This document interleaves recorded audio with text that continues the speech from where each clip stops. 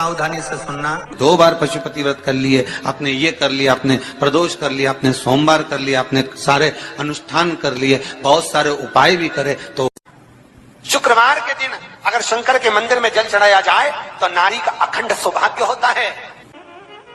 शुक्रवार के दिन बेलपत्री के वृक्ष के नीचे बैठकर घृत का दिया लगाकर शरीर में जो रोग है उसका स्मरण कर कल करके देखना।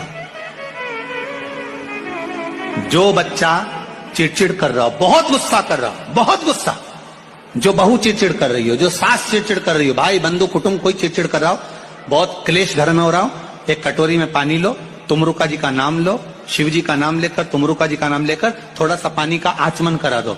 10 मिनट 5 मिनट में एकदम चुप, लड़ी नहीं सकती, गुस्सा। लक्ष्मी सबसे ज्यादा प्रसन्न कौन से दिन होती है? जम के बोलिए जरा। शुक्रवार। तो शुक्रवार को लक्ष्मी सबसे ज्यादा प्रसन्न क्यों होती है? शिव महापुराण यहाँ तक विष्णु पुराण करती है, स्कंद पुराण वर्णन करती है, कार्तिक खंड वर्णन करता है कि तुलसी का क्यारा गोल है, चौकोर है, षडाकार का है। उसका भी प्रमाण हमारे शास्त्र में लिखा हुआ है कि अगर तुलसी का कुंड गोल है तो वो ऐश्वर्य प्राप्त करता है, तुलसी का कुंड चौकोर है तो वो वंश की वृद्धि करता है, तुलसी का कुंड अगर षडाकृति का है, 6 फलक वाला है तो वो घर में संपदा की वृद्धि करता है। तुलसी के कुंड का भी प्रमाण हमारे यहाँ शास्त्र में लिखा हुआ है कि कुंडा कैसा होना चाहिए, तुलसी के कुंड की आकृति कैसी होना चाहिए। उसके प्रसन्न होने का कारण क्या था? लक्ष्मी जी के 2 भाई थे, दोनों की शादी नहीं हो रही थी, दाता और विधाता, दोनों का विवाह नहीं हो रहा। और दाता विधाता के लिए लक्ष्मी बड़ी परेशान थी, रोज नारायण से कहती थी प्रभु कुछ कृपा करिए, दाता विधाता का विवाह नहीं हो रहा, उम्र होती चली जा रही, इनका कुछ करिए प्रभु, आप नारायण आप कुछ तो कर सकते हो। भगवान नारायण ने तब लक्ष्मी से कहा एक काम करो, बेलपत्री के पेड़ के नीचे बैठकर लक्ष्मी तुम अनुष्ठान करो तुम्हारे भाइयों के विवाह के लिए। इसलिए आज भी हमारे हिंदू धर्म की रीति है कि बेलपत्री के पेड़ के नीचे शाम के समय लक्ष्मी का वासा होता है। इसलिए लोग इस बेलपत्री के पेड़ के नीचे तुम्हारा रात्रि को शाम को 6 बजे से लेकर रात्रि को 8 बजे तक तुम्हारा निवास होगा। जैसे पीपल के पेड़ में देवताओं का निवास, आपको आप लोगों ने यदि पद्म पुराण पढ़ी होगी या सुनी होगी तो उसमें स्पष्ट कहा है। पीपल के वृक्ष की गणना ध्यान देना, पीपल के वृक्ष में सुबह 4 बजे से लेकर 7 बजे तक ब्रह्मा जी का वासा होता है। पीपल के वृक्ष में सुबह 7 बजे तक ब्रह्मा जी का वासा, 7 बजे से लेकर 10:30 बजे तक पीपल के वृक्ष में भगवान विष्णु का वासा होता है। कितनी बजे तक? 10:30। 10:30 से लेकर 11:30-12 बजे तक पीपल के वृक्ष में पितरों का वासा होता है। इसलिए हमारे यहाँ पितरों को श्राद्ध पक्ष में जो भोजन कराया जाता है वो 10:30 से 12 के बीच में कराया जाता है।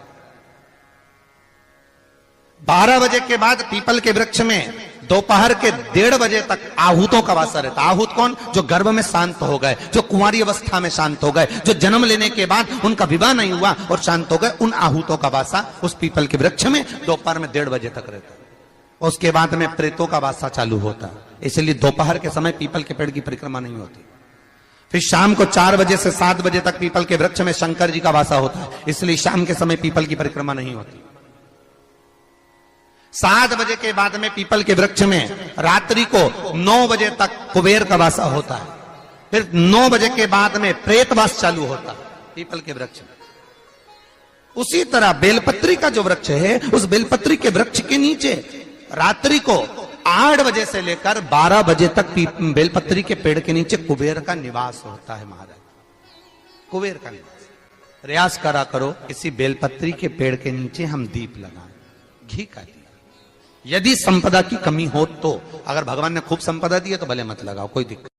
महामृत्युंजय मंत्र का यदि आप जाप करते हो और आपको मालूम पड़ गया कि शरीर में मुझे ये रोग हो गया है, मुझे शुगर हो गया है, मुझे बीपी हो गया है, मेरा ब्लड प्रेशर ऊंचा नीचा रह रहा है, कोई भयंकर रोग, मेरे रिश्तेदार को कोई कैंसर जैसा रोग हो गया, किसी को कोई थायराइड हो गया, किसी को कोई किडनी और लीवर में सूजन हो गई, किसी को कहीं किडनी और लीवर में तकलीफ हो गई, तो शिव महापुराण की कथा कहती है, नवग्रह शिव महापुराण की कथा कहती है कि बेलपत्री के वृक्ष के नीचे महामृत्युंजय मंत्र का जाप जो शुक्रवार की शुक्रवार घी का दिया लगाकर करता है, उसके रोग बाबा देवाधिदेव महादेव समाप्त करते चले जाते हैं। ये संजीवनी मंत्र शुक्रवार के दिन भगवान शंकर को शुक्र को दिया था, इसलिए उसकी प्रदान।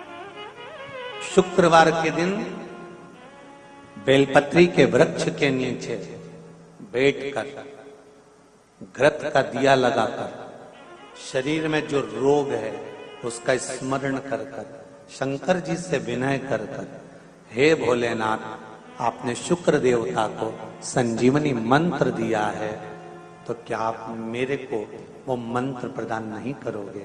मेरे रोग, मेरी बीमारी, मेरे दुख को आप नहीं हरोगे?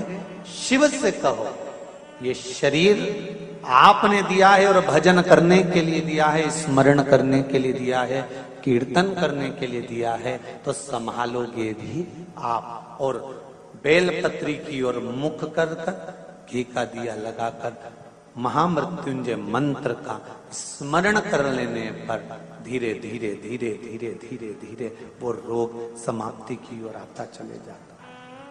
अगर आप शंकर भगवान को एक लोटा पानी अगर शिव को समर्पित कर रहे हो, श्वेत पुष्प को रखकर शंकर जी के ऊपर सफेद फूल को चढ़ाकर अगर एक लोटा जल भी, एक पात्र जल भी शंकर को समर्पित कर रहे हो, तो ये लक्ष्मी के लिए ही तो कर रहे हो।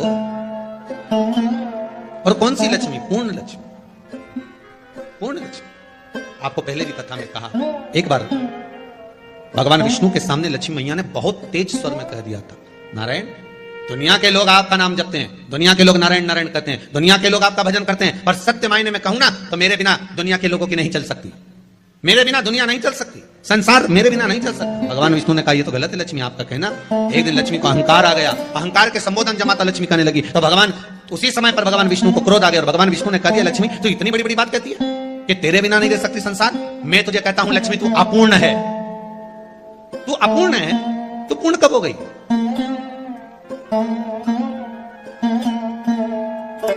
तेरी पूर्णता कहां हो गई? लक्ष्मी की आंख से आंसू बहने लगे, आज आपने मुझे अपूर्ण कहा। आपको मालूम है आप मुझे अपूर्ण कर रहे हो? आपको ये ज्ञात हो रहा है आप मुझे अपूर्ण कर रहे हो? भगवान कहते हैं हाँ लक्ष्मी मैंने तुझे अपूर्ण कहा। अपूर्णता का मतलब आप जानते हो ना? भगवान कहते हैं लक्ष्मी मैं सब जानता हूं। लक्ष्मी रोती हुई माता सरस्वती के पास पहुंच गई। सरस्वती ने पूछा क्या बात है लक्ष्मी, क्यों रो रही हो? लक्ष्मी जी ने कहा क्या बताऊं सखी, मेरे पति ने आज मुझे अपूर्ण कर दिया। तो क्यों रो रही है तू? अपूर्ण अगर कह दिया, पति ने तो कहा है ना, तो क्यों रोना? चल मेरे साथ। और सरस्वती मैया माता लक्ष्मी को लेकर सीधे पहुंच गई माता पार्वती के यहाँ। माता पार्वती के यहाँ जब पहुंची, माता पार्वती ने लक्ष्मी जी को देखा और सरस्वती को देखा तो पूछा कि बात क्या है, क्या हो गया ऐसा, क्या हुआ, क्या है ऐसा जो तुम दोनों आज मेरे पास में आई? क्या हुआ? पार्वती जी कुछ बोलती, शिव जी का ध्यान माता सरस्वती की ओर और लक्ष्मी की ओर गया और भगवान शंकर जान गए कि आज भगवान नारायण ने लक्ष्मी जी को अपूर्ण कहा है। अब देखें माता पार्वती क्या कर सकती है, इसको पूर्ण बनाने के लिए करेगी क्या? क्या हुआ? माता सरस्वती जी बोली लक्ष्मी को अपूर्ण कर दिया। अपूर्ण कर दिया? हाँ, तो क्या सोचना उसके लिए, इसको मैं अभी पूर्ण बना देती हूँ। माता जगतजननी पार्वती ने गोदी में विराजमान गणेश जी को उठाया और उठाकर लक्ष्मी जी की गोद में दे दिया। ले लक्ष्मी आज से तो पूर्ण हो गई, लक्ष्मी आज से तो पूर्ण। गोदी में जब तक संतान नहीं है तो नारी को लोग अपूर्ण समझते हैं, पर माता पार्वती जी ने संपूर्ण ब्रह्मांड में एक सिद्धता प्रदान कर दी कि अपने गोदी के लाल को, अपने गोदी के पुत्र को माता ने लक्ष्मी की गोद में देकर लक्ष्मी को पूर्ण बनाया। शिव महापुराण यहाँ तक विष्णु पुराण करती है, स्कंद पुराण वर्णन करती है, कार्तिक खंड वर्णन करता है कि तुलसी का क्यारा गोल है, चौकोर है, षडाकार का है। उसका भी प्रमाण हमारे शास्त्रों में लिखा हुआ है कि अगर तुलसी का कुंड गोल है तो वो ऐश्वर्य प्राप्त करता है, तुलसी का कुंड चौकोर है तो वो वंश की वृद्धि करता है, तुलसी का कुंडा अगर षडाकृति का है, 6 फलक वाला है तो वो घर में संपदा की वृद्धि करता है। ये तुलसी के कुंड का भी प्रमाण हमारे यहाँ शास्त्रों में लिखा हुआ है कि कुंडा कैसा होना चाहिए, तुलसी के कुंड की आकृति कैसी होना चाहिए, तुलसी का कुंड होना कैसा चाहिए, वो उसका भी प्रमाण हमारे यहाँ स्कंद पुराण में लिखा हुआ है, विष्णु पुराण में लिखा हुआ है कि आपको क्या किस रूप में चाहिए। पर जगत है ना, दुनिया के आगे हाथ फैलाओ, जाकर निवेदन करो, यहाँ वाले बाबा के पास हो या वहां वाले बाबा के पास हो या उसके पास हो या उसके पास हो या जगत के पास जाओगे दुख पाओगे, रुपया खाएंगे, चूना लगाएंगे, धक्के मार कर निकाल देंगे, 2-4-8 दिन घुमाएंगे फिराएंगे, कल आना परसों आना नरसों आना, ऐसा करना वैसा करना, बस बाबा यही घुमाते रहेंगे और तुम्हारे धन का चूना लगाते रहेंगे। पर निवेदन है इनसे बचकर शिव की शरण में जाकर भगवान शास्त्र में जो लिखा है उसके अनुसार हम क्यों ना कर्म करें जिसका फल हम पा जाए। हम क्यों ना ऐसा कर्म करें जिसके फल को हम पा सकें। हम क्यों भ्रमित हुए। हमारे यहाँ तुलसी के कुंड का भी विधान है। गोल कुंडा है ऐश्वर्य देता, चौकोर कुंडा है। आप लोग कई बार देखे होंगे किसी किसी के यहाँ चौकोर तुलसी का क्यारा होता है, कुंडा होता है, वो वंश बड़ा, षडाकृति का है, वो धन देता है, संपदा है। दोष हमारा है, हम तुलसी के कुंडे के नीचे शंकर जी को रख देते हैं। क्यों कि यहीं तुलसी जी को पानी चढ़ाएंगे, यहीं शंकर जी को चढ़ा देंगे। दोष तुलसी के कुंड के नीचे हम सर्पदेव को रख देते हैं, नाग देवता रख देते हैं, पानी चढ़ाएंगे, पात्री रख देते हैं। नहीं, इसका दोष हम सबको स्वयं अगर गलती करते हैं तो स्वयं को। कैसा कुंड हो, 7 तरह के कुंडों का व्याख्यान तुलसी के रूप में कहा गया है हमारा। पहला गोल, दूसरा चौकोर, तीसरा षडाकृति, चौथा त्रिवेणी, 3 कोने वाला कुंडा। शास्त्र कहता है जिसके मार्ग घर में टुकड़े हो रहे हो, घर विभाजन की ओर हो रहा हो, तो 3 कोण का कुंडा घर में रखकर पूजा करने पर परिवार एक हो जाता है।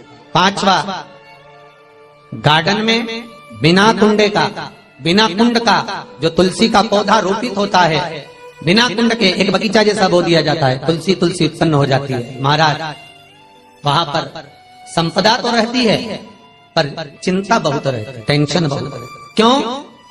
घर के दरवाजे के बाहर इतनी सारी बगीचे में तुलसा कर दी। कोई निकल कर जा रहा था उसने थूक दिया, कोई निकल कर जा रहा था उसने पानी डाल दिया, कोई श्वान ने, कुत्ते ने, किसी ने, बिल्ली ने गंदगी कर दी, उसका दोष आपको लगेगा। इसलिए कुंड के अंदर तुलसा का वो धन तो देगा, जो तुमने बगीचे में तुलसा लगाई है, गार्डन तुलसा का करा, वो धन तो देगा, संपदा भी देगा, पर चिंता को बढ़ा देगा। 5 मारा। छठा, तुलसी के कुंड को 3 धार पर लटका कर रखना। कई जगह पर आपने देखा होगा तुलसी का जो कुंडा होता है उसको 3 जो तार होते हैं, 3 जो चेन होती है उस पे लटकाया जाता है। महाराज विष्णु पुराण उसका भी व्याख्यान करते हैं। महाराज वहां व्यक्ति के कार्य उन्नति की सीढ़ी की ओर बढ़ जाते हैं। जैसे भोजन की थाली लग गई, भोजन तैयार हो गया, बस खाने बैठे हो और थाली खसक गई, समझ लेना कि तुलसी को अधर पर लटका कर रखा है। इसलिए कार्य तो हो रहे हैं, बनने वाले हैं, 4 दिन बाद ये काम होने वाला है, 8 दिन बाद ये काम होने वाला है, लग रहा है कि इसमें इतना फल मिलेगा, लग रहा है इस व्यापार को करेंगे तो इतना फायदा हो जाएगा, सब कुछ करा, लाखों रुपए लगा भी दिए, थाली मालूम पड़े खसक गई, अधर लटका है। 7 क्रम है तुलसी के, ये 6ठा क्रम बताया। तुलसी का 7वां क्रम, तुलसी का 7वां क्रम है। महाराज तुलसी का कुंडा जैसा घर के आंगन में है, तुलसी का कुंड जैसे घर के आंगन में विराज रहा है, ऐसा ही छोटा सा कुंड भगवान के लिए रोपित करें।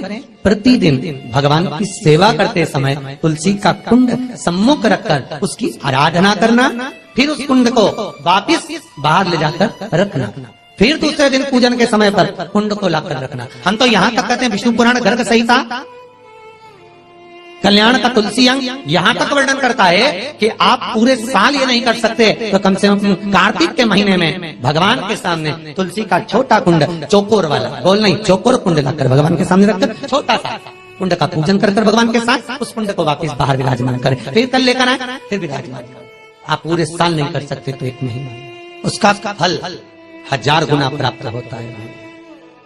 तो किस चीज के लिए कहा गया कि तुलसी का कुंडा एक बाहर हो, एक घर के अंदर मंदिर के सामने पूजन के लिए रखा जाए, तो कहते हैं उस घर में वैभव, सत्ता, संपदा, लक्ष्मी, समृद्धि, शांति की कभी कमी नहीं, कभी प्राप्ति, सुख की, आनंद की। 7 तरह के कुंड, 7 तरह के तुलसी के रोग का वर्णन हमारे यहाँ विष्णु पुराण में किया गया। आप किस भाव से कर रहे हैं ये आप। महाराज स्त्रियों के, नारियों के जितने भी रोग होते हैं, बीमारियां होती हैं, रजोधर्म से जुड़ी हुई जो भी तकलीफें होती हैं, उसका भी व्याख्यान देवी भागवत में स्पष्ट कहा गया।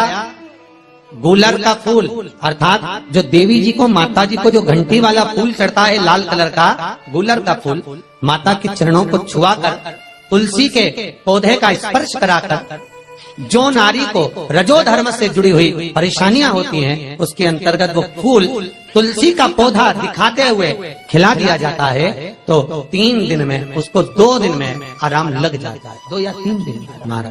तो शास्त्र कह रहा है आराधना में आप हाथ की माला, कर की माला ना भी रखें तो घट की माला, तुलसी की माला, रुद्राक्ष की माला आपके कंठ में होगी। तो 21,600 श्वास जो मनुष्य के शरीर से प्रतिदिन निकल रही है, 21,600 श्वास जो मानव के शरीर से प्रतिदिन निकल रही है, उस श्वास के बल पर आपकी घट की जिह्वा से वो मंत्र जाप हो जाएगा, उसका पुण्य आपके खाते में।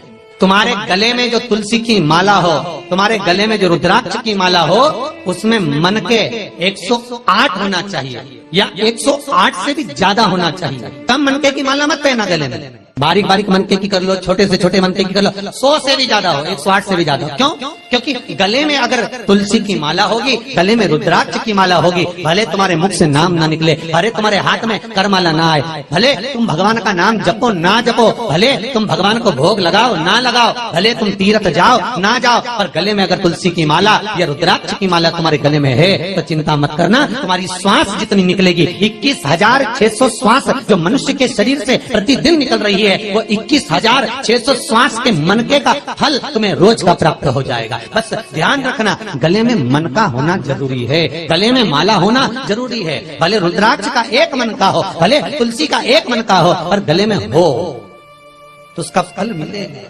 घटेगा ना। पद्म पुराण गर्ग संहिता में भी आप ढूंढेंगे तो मिल जाएगा, गीता प्रेस गोरखपुर की तुलसी अंक निकालेंगे तो उसमें मिल जाएगा। 2 वृक्ष ऐसे हैं जिनके नजदीक में जो दिया जाता है। श्री शिवाय नमस्तुभ्यम, सब बोलिए एक बार जमकर, श्री शिवाय नमस्तुभ्यम। प्रैक्टिकल जरूर करना, कहीं सियोर वाला महाराज झूठ तो नहीं बोल रहा, शास्त्रों की बातें हमारे जीवन में हमें सुख प्रदान करे, इसलिए इस भाव का आनंद करते हुए आज की कथा को विराम देते हैं। श्री शिवाय नमस्तुभ्यम। मेरे चैनल को सब्सक्राइब